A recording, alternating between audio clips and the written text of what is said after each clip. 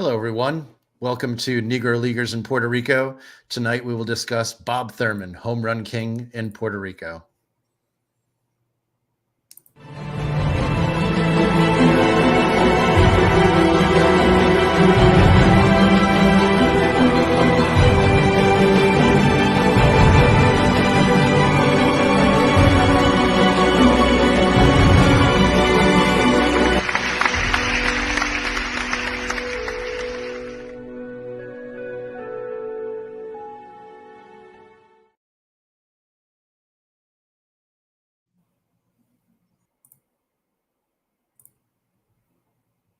Hello, everyone. Welcome back. My name is Adam Dorowski, and I am joined by Jorge Colon Delgado, official historian of the Puerto Rican Baseball League. Jorge, I don't know if we're able to see you right now. You want to say hello? Yeah, we're having a little bit of problem here, but yeah, we are live, and I'm very happy to be another program with you. Let me see how I can. Well, in the meantime, while you're looking into that, I'll just tell the listeners and viewers that we have a great show tonight because we're going to be talking about Bob Thurman, who is he was a star in Puerto Rico, and he has an incredibly interesting career that I've loved learning about as I've been digging into baseball in Puerto Rico, because Thurman got his career started in the Negro Leagues, and he eventually, when he was 38 years old, played with the Cincinnati Reds in the integrated major leagues, the National League. But all the time that he was doing that, he was dominating in Puerto Rico and has a really incredible career and is the all-time home run king there. So now that I can see your face, hello, Jorge. Yeah. How are you? Hi, Adam. You know that we are. What happens with this type of ball players that you know that they are great, but when you investigate, when you research, you say, "Wow, he was very, very good," and that's going to happen tonight when we have so much information about Thurman, and people are going to learn a lot as you and me have learned about this great ball player. So let's begin with the first slide. Excellent. So Bob Thurman was in the Army from 1942 to 1945, and he served in the Pacific Theater. Per James Riley, he was discovered playing baseball for an Army team in the Philippines, and after the war, he was signed by the Homestead Grays. And before the war, he was playing semi-pro ball in Wichita, Kansas. In 3 seasons with the Homestead Grays, he played in the outfield, and he raked. 329 average, 370 OBP, 486 slugging for a 138 OPS plus. He also did some pitching, but that was with less success. 5 wins and 9 losses, a 5.35 ERA, which was a 73 ERA plus. He won the 1948 Negro World Series with the Grays. So during this time, he also began playing in each winter in Puerto Rico, and he thrived on the island. He played for Santurce and hit 411 in the 1947-48 season, and then 333 in 48-49. He played with the Kansas City Monarchs in 1949 in the Negro American League, and we were just discussing before we went on air. He hit, 351 there in 1949? I'll check that. Yeah, 351 with Kansas City. And then he was signed by the Yankees that July. And then that summer in New York's AAA system with Newark, he hit 317. And then he hit 353 again for Santurce that winter. He was traded to the Cubs for 1950 and spent the entire season at AAA Springfield. He only hit 269 there, but he had improved power and patience. But as we will learn about Bob Thurman, every time he went back to Puerto Rico, he turned it on. He hit 362 in 1950-51. He spent the next 2 years with San Francisco of the Pacific Coast League, hitting 274 and 280. And while in those winters, he actually dipped a little bit in Puerto Rico, hit 309 and 259. He was already 35, but he was reportedly claimed to be 4 years younger. From there, Thurman joined the outlawed Dominican Summer League for 2 seasons and was banned from the U.S. leagues because of it. In the winters, he continued playing for Santurce. He hit 281 in 53-54 and 322 in 1954 and 55. And made a note. Let's talk about that second team. I'm sure we're going to talk about that 54-55 team a lot today. So in 54-55, Santurce was managed by Herman Franks. The outfield, just the outfield, was Roberto Clemente, Willie Mays, and Thurman. So we've got Willie Mays coming off the World Series, Roberto Clemente just before he debuts for Pittsburgh, and Thurman, the all-time Puerto Rican home run king. They also had Buster Clarkson at third base. I made a note here. Look him up. I love Buster Clarkson. Hope to do an episode about him one day. And George Crowe at first base. Don Zimmer was also shortstop. I forget exactly who the rest of the team was. You may know that, but they won their third Caribbean series that year, and all of them were with Thurman. That winter spectacle caused the Reds to purchase his contract from the Cubs. So I learned this since writing the contract, writing these notes here. So what happened was the Dominican League ended up joining the umbrella of the organized baseball. So the fact that he was banned from baseball for playing in the Dominican Republic then meant he couldn't actually play with the Dominican team anymore because they were under the umbrella of organized baseball. So he was going nowhere with the Cubs, but the Reds saw what he did that winter and they signed him up. And he hit only 217 his first year, but he was 38 years old already. And he improved the next couple of years. He had OPS plus marks of 126 and 117. So above average hitter at age 39 and 40. Wow. What a great photo that is. Yeah. Then after that season with the Reds, he had one last big season for Santurce. Hit 348 with 11 home runs and just 187 at-bats.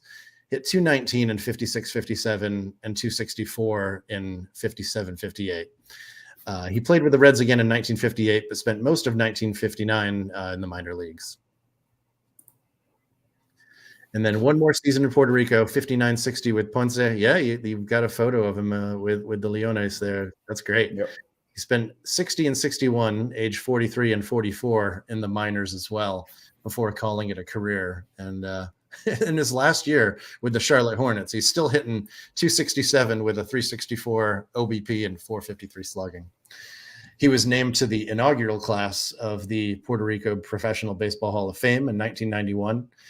Also the Santurce Sports Hall of Fame in 2014 and the Caribbean Series Hall of Fame in 2020. Yeah, that Caribbean Series Hall of Fame, he was nominated by my friend Tom Van Heine, who is from United States, and he's the only one that has written 2 books of our Winter League in English. So if he's seeing the program, my regards to Tom Van Heine, my friend. Yeah, so before we get into some highlights in Puerto Rico, we'll say hi to a couple folks in the chat. Ed Panas, how are you doing? He says greetings, Adam and Jorge. And then Ivana Sanchez says Thurman was the Otani of the 40s and 50s. I don't know if he was the Otani. He could pitch, but I don't know if he was pitching quite on Otani's level. But he certainly was slugging the ball like Otani. And talking about pitching. Now I'm going to talk about in detail what he did in Puerto Rico. But I just wanted to mention in his debut, there were 3 games, a 3-game series against Mayagüez. In 12 at-bats, he had 9 hits, 5 singles, 2 doubles, 1 triple, 1 home run, 3 runs, 4 RBIs. Plus, he pitched the first night game because the 3rd game was the first night game in Puerto Rico at Sisto Escobar Stadium, and he won 3-0 with 8 strikeouts. So I'm going to show you here how Sisto Escobar Stadium looked at night. Oh, It's wow. a beautiful photo. You can see there it's full, and at the bottom over there is the Normandy Hotel. And that day, October 19, 1947, Thurman pitched in the first night game in Puerto Rico held at Sisto Escobar Stadium, defeating Mayagüez 3-0. 2 of these runs were driven by Thurman with a triple. And he defeated another great Negro leaguer, Johnny Davis, Mm. who in Puerto Rico we call him Johnny Gaucho Davis. And he had a lot of Gaucho Davis. Is the only ball player to win to throw a no hitter, be led the league lead the league in homers and be MVP. Nobody has done that. Wow. So that was a great match. But Thurman won because he Thurman pitched very well, had a fastball, and he pitched almost every night. Night games. The Puerto Ricans call him the owl, el Múcaro. And what is el Mhm. Múcaro? El Múcaro is autochthon, from Puerto Rico. It's like an owl, but it's only you can see it in Puerto Rico, and they call him Bob El Múcaro Thurman. And everybody from that on, El Múcaro Thurman, no Bob, only El Múcaro Thurman. Oh, that's great. Eh, Yeah, as soon as you showed that photo of the stadium, I was like, "Ooh, I think this is where the name came from," because I was reading about it just the okay, other day. okay, and then here we have that first team that when Bob Thurman came to Puerto Rico, it was called the Panic Squad. Hmm. You can see from left to right, uh, Thurman, Willard Brown. Willard Brown first, Thurman, Eric Taborn, the catcher, Tommy Butts, John Forsmith, and the manager was Vic Harris. Mhm. Brown won that year. Brown won his first Triple Crown, and Thurman led the league in hits and triples. Besides having a 9-2 record, 345 ERA, and 50 strikeouts as a pitcher. Also, Thurman was runner-up in batting average with 411 versus Willard Brown 432. I compare Bob Thurman and Willard Brown with Lou Gehrig and Babe Ruth. Oh He yes. was always in the shadow of Willard Brown, and in personality, he was more shy. Mhm. Willard Brown was extrovert. You say in English, Yes. extrovert. Yeah. They were quite the tandem there, and uh, my friend Jacek is also in the chat there as well, and noted the uniforms from Santurce there. I have to say, I was shopping for some Santurce jerseys the other day because there are some beautiful ones out there available from Ebbets, if Yeah, anyone's interested. yeah. I have one. I have one of Abbott's. I've bought it almost 20 years ago, but Oh wow! but they sell it with the number 21. Right. And I asked him to put number 22, that is Ruben Gomez, the pitcher. Oh, nice. And then I met with Ruben Gomez and I showed the shirt. And when he saw the shirt, he got it and he put it in his face Oh my gosh, and he that's signed it amazing. to me. And he signed it to me. I still have it. Oh, that's amazing. See, because I say, well, Roberto Clemente, but Ruben Gomez is alive. So that's the story about that shirt. The Ebbets flannels do a great job in those shirts. Absolutely. And what was Thurman's number? Is that in the photo that we just saw? I can't remember. No, no, that's That's the. a paint. Santurce de Boy. That's a paint. Mhm, He had several numbers. mhm. One, I saw him once with number 36, but he has. In those days, there were several numbers. They used several numbers, not the same number every year.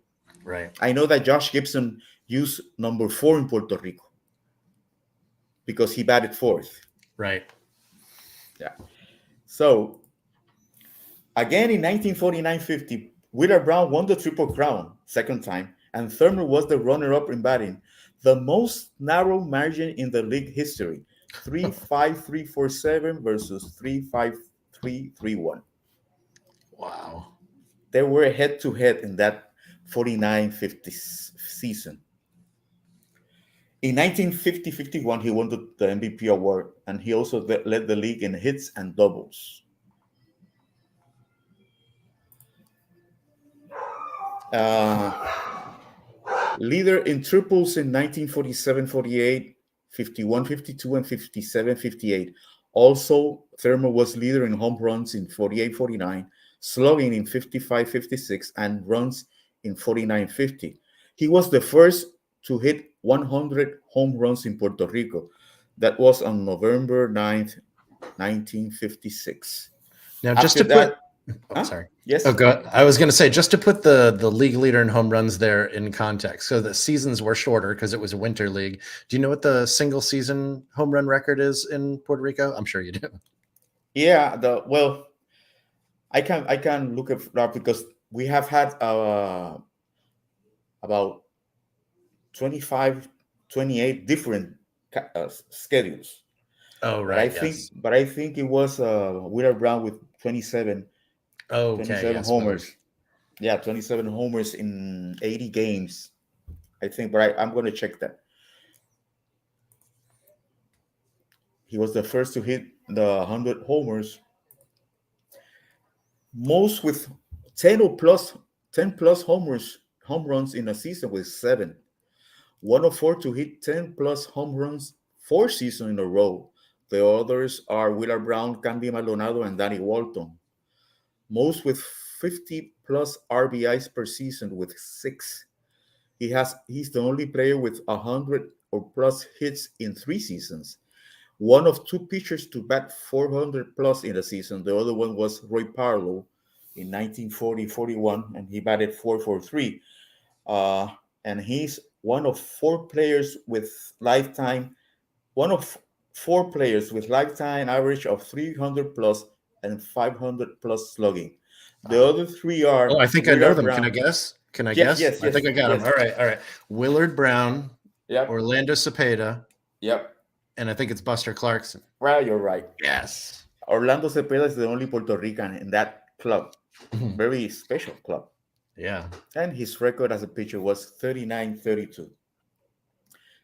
So this is some notes I took from an article written by Tom Van Hayden. Please, Adam, could you read it? Yeah, absolutely.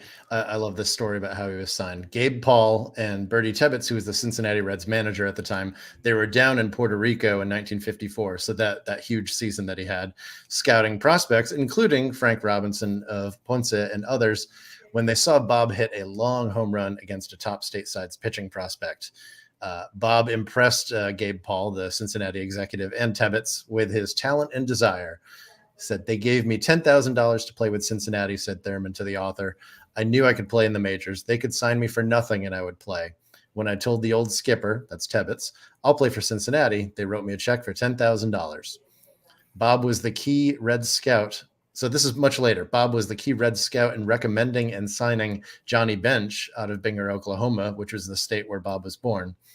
And some other Reds that he scouted and signed that were scouted and signed due to Bob's efforts were Hal McRae, Gary Nolan, and Wayne Simpson. So Bench caught for San Juan in 67-68. Simpson won the pitching triple crown for Ponce in 69-70, and Hal McRae was injured early in the season 68-69 with San Juan. So those are some big names that he was associated with scouting later in his career. So I saw that he scouted for several teams. I think it was most prominently the Reds, but then some other teams after that as well, including the league scouting bureau. Yeah. And he had so much power. I have a picture here. This is a Six Escobar Stadium. The newspaper says that that's Bob Thurman.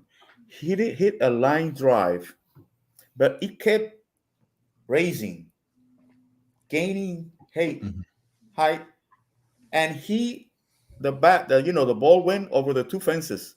We're talking about almost 400 feet by right field. Yeah. He was very powerful. And the next slide. I don't like to bring personal thing. I have never. This is the first time, but I always wanted to meet Bob Thurman. And in 1991 was the first induction, and I went to Ponce. And here I am with Bob Thurman. Oh, wow. And when I saw him, I began to. He didn't talk too much, but I was all over him. and he signed me. He signed me a ball. He signed me the yearbook, uh, and I told him welcome to Puerto Rico, but he didn't speak too much. But I only went to I wanted to meet Bob Thurman. I have heard so many things, and the things of life. 26 years later, or I was working, with the Hall of Fame. I never, who knew that I was going to be involved in that, but I have that, and then here's the yearbook that he signed me. That's a sign, very clear, crystal That is clear. beautiful. Yeah. So those these ball players, Thurman, they were the kids were crazy about them, as Wheeler Brown and Johnny Davis, all those, as I have said in different programs, they were our heroes too. So Bob Thurman was one of them, not as quite maybe as Wheeler Brown because of his personality, but people love him too, and he was a very quiet man, very humble Mhm. man. And that I saw a work that you did, investigation. You have all his numbers all around the world. I would like to talk about that. What you got there in that table, very exquisite table you made. Yeah, first of all, I'll say one thing about the photo that you shared of you with Bob. Now, one thing that I heard about him is, yes, he's very humble, but I also heard that even later in his life, he was in tremendous shape. Oh yeah, And just for you can. for the, and right here, I just did the quick math. He's 74 years old in this picture, and he looks like he could still play. So that's great. Yeah, yeah, Yeah, but yeah. the stats table I put together for Bob. Now I'm doing this not just for Bob, but for several other players for a different project. And Bob is one of the players that I've been interested in because he played in the Negro Leagues, in the National League, in the minor leagues, in Puerto Rico, even in the Dominican Republic. So I've been trying to put together an entire table of these players' stats. So I'm looking at Tatelo Vargas, I'm looking at Buster Clarkson, looking at a lot of even Pancho Coimbre and Perucho Cepeda. Though Perucho's stats are much harder to find. Yeah. And I put together for Bob so far and have uh, quite a few seasons. So I have him in the Negro Leagues. I have all of his Puerto Rico stats, thanks to you. I have the minor leagues and some Caribbean series stats. Even he played in 3 Caribbean series, and overall, with I know that I'm still missing at least one Dominican Republic season. I have 6,723 at bats, so it's starting to be like a whole career here, and just under 2,000 hits. Over 250 home runs, over 300 doubles, but he's got a 296 average and a 490 slugging percentage. And this is, of course, across all levels of, including the major leagues. And I can break that down. Like he hit 313 in the Puerto Rican League, 381 in the Caribbean Series, 329 in the Negro Major Leagues, 351 in the non-major Negro Leagues, 353 in the Negro Leagues postseason. In the integrated major leagues, he hit 246, but he did slug 465. And we have to remember he was 38 to 42 years old at this point as well. And then in the minor leagues, hit 287. And in the Dominican League, I only have one of his seasons there so far, and he hit 300 there. So this guy just hit 300 everywhere that he went with power. I have to say, the Dominican League hit 300 with a 459 on base percentage and 607 slugging. So not just a 300 hitter, a 300 hitter with patience and power. Just an incredible player. So we can say that he came too late. Mm-hmm. Because when Jackie Robinson broke the barrier, he was already had his has more than 30 years. Right.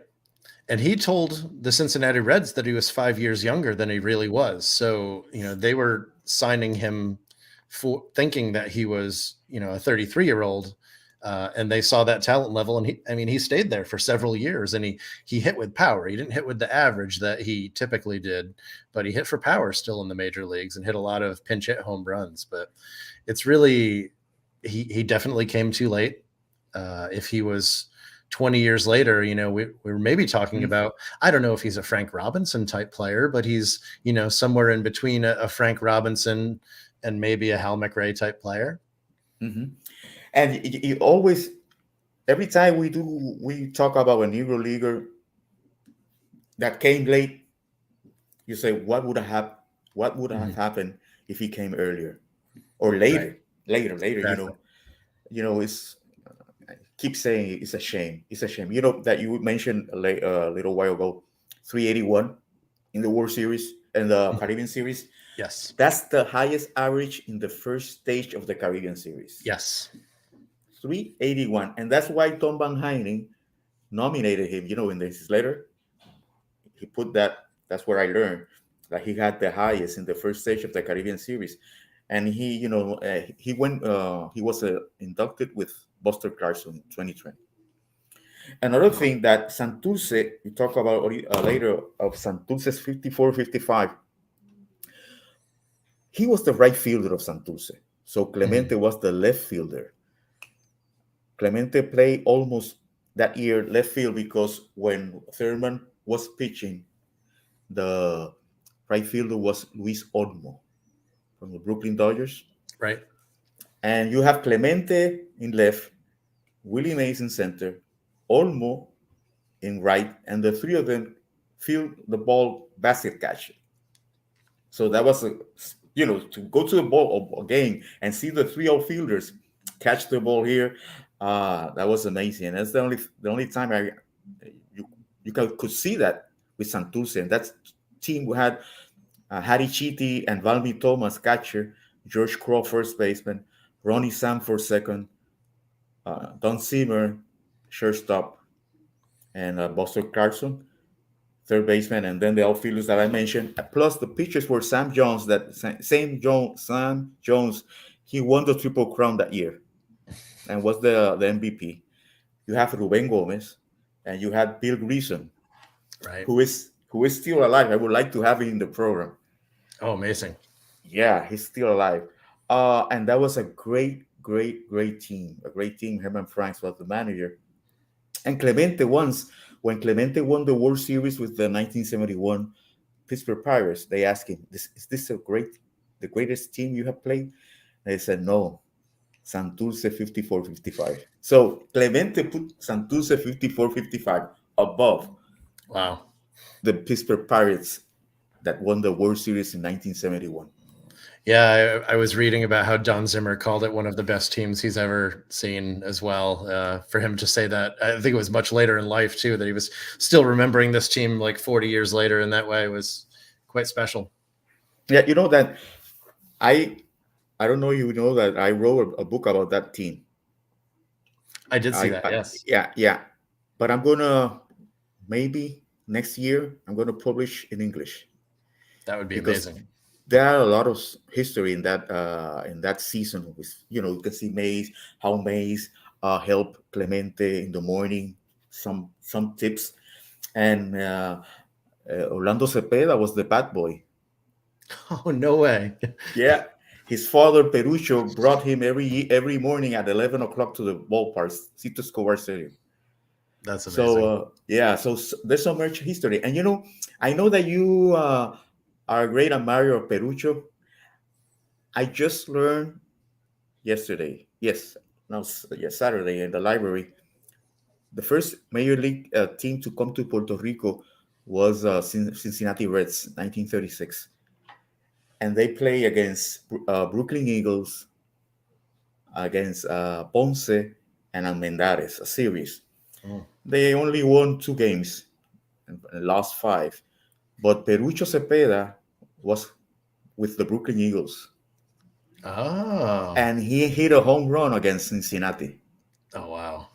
I have the box scores, and I promise you I'm going to send them to you because I know you like all those box scores, and I have them. I got them, and what happens is that Perucho, that's that's why I understand now because he got 3 invitations to go to the Negro Leagues. Mhm. Alex Pompez, Vic Harris, and Clarence Pond with the New York Black Yankees. And that year when He played with Big Harris as the manager. That was the year that Big Harris invited him to play to go to the States. So Right. now the things, now you can say, okay, now I know when Big Harris invited Perucho Cepeda to United States. So he got 3 invitations. He never went to the States because of his temperament. He was very temperamental.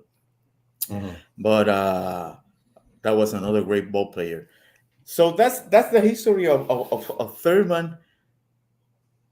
I we think I think the two greatest are Thurman, the two greatest American player in Puerto Rico are Thurman and Wheeler Brown, and they came year after year, year after year. Thurman played 10 years, and same to Wheeler Brown. They like the way they were heroes like here. They were like kings in Puerto Rico. Everybody wanted a piece of them, touching them and inviting them to restaurants and fiestas, and they can go everywhere without no problem. So Leon Day. That's another one. Bob Mhm. Thurman enjoyed a lot those years in Puerto Rico, and he kept coming to Puerto Rico after 1956. I saw a picture of him at Iran Beaton Stadium, walking in the stands, and 1966, 67. So he kept coming to Puerto Rico. The last time was 1991 Mhm. in his induction. That was the last time that he came to Puerto Rico. So that's Bob Thurman. Next month, tell who we're going to talk about next month. Oh, let's see. Next month we have a relatively well-known player named Jackie Robinson, who his history in Puerto Rico is not very well known, including by myself. So I'm looking forward once again to learning from you, Jorge. Yeah, that you got. I have the last 2 or 3 days. I've been in the library. I got some pictures of Jackie Robinson that nobody has seen. And we're going to see the bond that Jackie had with Puerto Rico. Although he didn't play much, but he kept coming to Puerto Rico because he liked Puerto Rico and the way we treated him. So we're going to make a program about Jackie Robinson next month. We don't have the date, but it's going to be next month because April 15th is Jackie Robinson Day, right? Absolutely, Yeah, yes. yeah. So this is we have some yeah, you have some people here. Yeah, I wanted to mention that Ivan Sanchez, he added a comment here, which is now something I learned about Bob Thurman that I didn't know before this, that the first at bat for Roberto Clemente, he was pinch hitting for Bob Thurman. I did not know that. Uh, I have my doubts. Or, Yeah, because you know what happens. There's something they say that he came. He that first at bat when he pitched hit for Thurman, it was in November, and the season began in October. mm, But I saw something written in the social media that he came and he batted for Thurman. I have to check that out. But I have 2 things I have to check for the next program, and we're going to begin with that. mhm. The Sounds home good. runs. Yeah, but I don't want to leave things unfinished. The first at bat of Roberto Clemente and the 27 homers of Wheeler Brown. And while we're on the topic of home runs, I just thought it would be interesting to mention. So Bob Thurman's 121 home runs are the all-time record in Puerto Rico. Number two with 120, just one short, is Jose Cruz Sr., who did it much later, of course. But But I yeah, 120 Thurman, 119 oh Jose my Cruz. bad. Yes, Okay, okay. but I talked with Jose Cruz about that, and he said, listen, Jorge, you were not in those days. You you didn't insist to tell me that I should keep playing so to get that home. I laughed, but nobody told him that he was one home run off the record of Bob Thurman, and he was in shape. And I asked Jose Cruz recently. He said, "You were not in didn't insist, so." and was a joke, but it's a shame because he could be a home run king, but he's the Puerto Rican with more home runs in in the league. So, Right. and he's a great ball player. There's another person, Jason Bonneville. Oh yes, Jacek. He's got a few comments here about Santorce's uniforms, and he said, "Sign me up for that." That was when you were talking about the English version of your Santorce book. Looking Uh-huh. forward to that as well. And yeah, You got here Jose Adames, good history. Okay, and then Semian. I kind of wait for that one. Okay, so there's something I saw here. If it's Bob Thurman, the first semi for that. Uh, I forgot. But I hope you would have enjoyed this program, and we're gonna keep doing this every month. You know that next May we have our first anniversary. Next oh, do May. we? Oh, Yeah, time's already, passed all right. fast. Yeah, Yeah. we have to do something special. Maybe bring some of our friends, Larry Lester, and Ooh, that would be maybe great. Yeah, it uh, was Larry Lester was the first person I spoke with about Bob Thurman. I met him in Kansas City, and we were just talking about Negro League stats, and he said to me, how many fielding stats do we have now? Like, tell me about Bob Thurman's arm. And that was the first time I'd really looked into Bob Thurman. And then it was like the next month you had started corresponding with me about the Puerto Rican League, and I saw what he did there, and just that's how it all got started is learning about Bob Thurman's arm, and then seeing his bat in Puerto Rico. So I would love to talk to Larry. Yeah. Larry, maybe let me and the Gary Asheville would be great to have in. Maybe Sean Foreman, who is a special program with to see how things have been with the statistic and all this stuff about all these things that interest all of us about the Negro Leagues. The statistics of the Negro Leagues are not yet.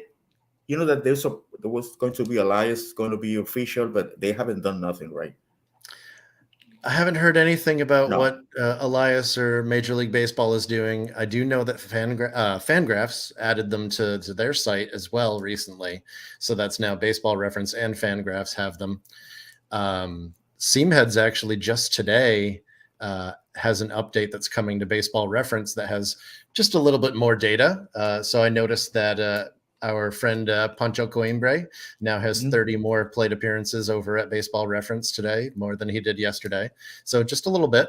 I can't say that he did particularly well in those 30 plate appearances. It brought his batting average down 3 points, I think, but still, more data is always good to have. But Adam, that includes another season or the season that he played.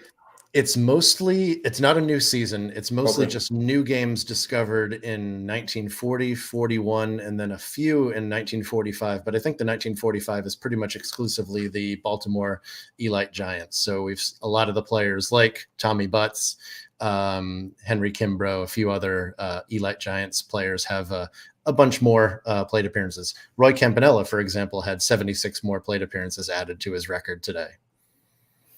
Wow. So this thing of the Negro Leagues, the first season of Jackie Robinson was with the Kansas City Monarchs. Then Mm-hmm. we cannot say that it was with the Brooklyn Dodgers. Exactly.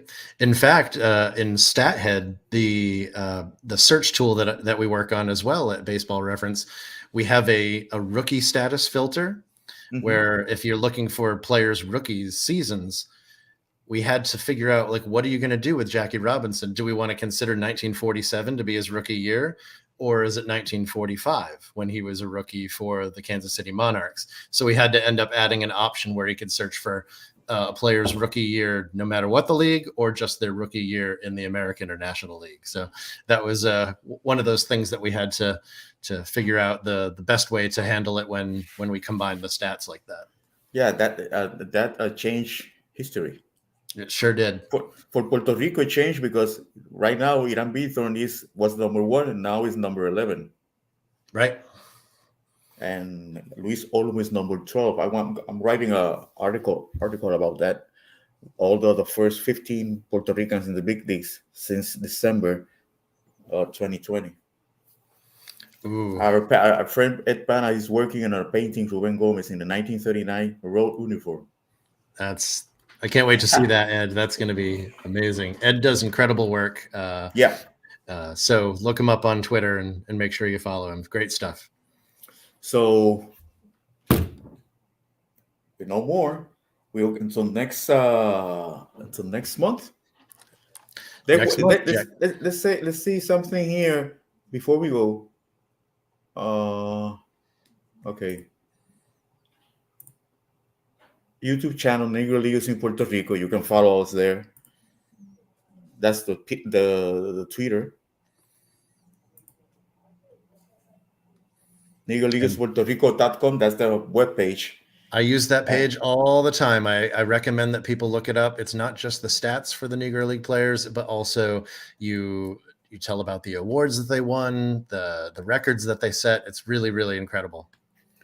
And where people can follow you, Adam? Oh, they can follow me on Twitter at Baseball Twit. That's usually where I'm going to share everything that I'm working on, whether it's these giant tables for players like Bob Thurman or even Buster Clarkson. I have 2,079 hits, 326 home runs, a 315 average for him, 532 slugging. He's one that I don't know if it'll be in the next couple months, but we're going to have a Buster Clarkson show at some point. He's a really, really fascinating player as well. When you're ready, you tell me, and we're going to do that Buster Clarkson because that's another great man. So thank you again, Adam, for being with me. Well, thank you so much as well. So until next month, okay? Jackie Robinson in Puerto Rico.